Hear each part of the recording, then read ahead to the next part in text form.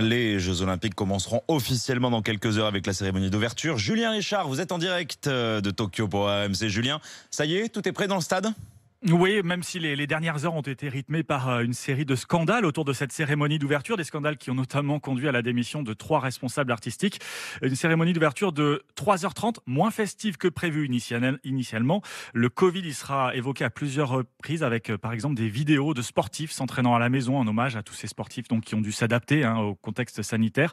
Alors ce ne sera pas non plus la déprime, hymne du Japon chanté par une star locale de R&B, jeu de son et lumière somptueux.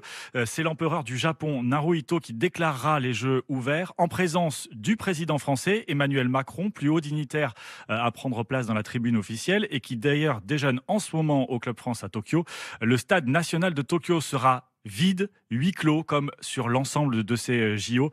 Le traditionnel défilé des 205 délégations sera à peine modifié avec des règles de distanciation qui auront certainement un peu de mal à être respectées par les athlètes.